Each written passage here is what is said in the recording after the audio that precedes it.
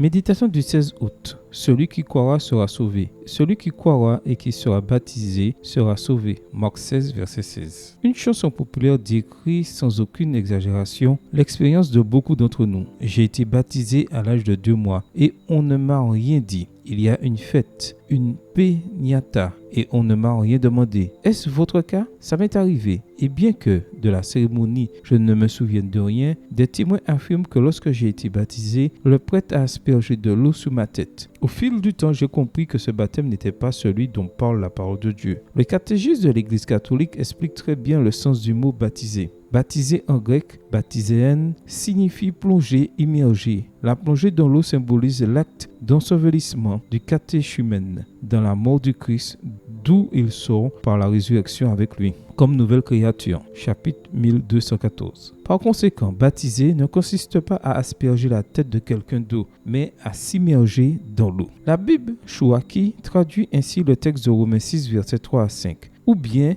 ignorez-vous que nous tous, les immergés dans le Messie, l'Essoua, en sa mort, nous avons été immergés? Nous avons donc été ensevelis avec lui par l'immersion dans sa mort, afin que, comme le Messie s'est réveillé d'entre les morts par la gloire du Père, nous marchions nous aussi dans la nouveauté de la vie. Oui, si nous sommes devenus vivants avec lui, semblables à sa mort, nous le serons aussi à son relèvement. Le baptême biblique se fait par immersion et non par aspersion. Si ce n'est pas par immersion, les passages bibliques qui suivent n'auraient aucun sens. Jean aussi baptisait à Hénon près de Salim parce qu'il y avait là beaucoup d'eau. Jean 3, verset 23, version Bible en français courant. Il ordonna d'arrêter le char. Tous deux descendirent dans l'eau, Philippe ainsi que l'eunuque, et il le baptisa. Quand il fut remonté hors de l'eau, l'Esprit du Seigneur enleva Philippe et l'eunuque ne le vit plus. Acte 8 et versets 38 et 39. Ayant compris à l'adolescence que le baptême était une décision personnelle, qu'il devait être précédé de la repentance et qu'il impliquait une immersion dans l'eau, j'ai décidé de me faire baptiser par immersion. Et je l'ai fait parce qu'à partir du moment où l'on décide de prendre part à cet acte solennel, on devient participant de cette grande et précieuse promesse. Celui qui croira et qui sera baptisé sera sauvé. Marc 16, verset 16. Peut-être n'avez-vous pas encore fait l'expérience du baptême biblique. Peut-être que le moment est venu pour vous. Amen. Bonne journée à vous et que le Seigneur vous bénisse.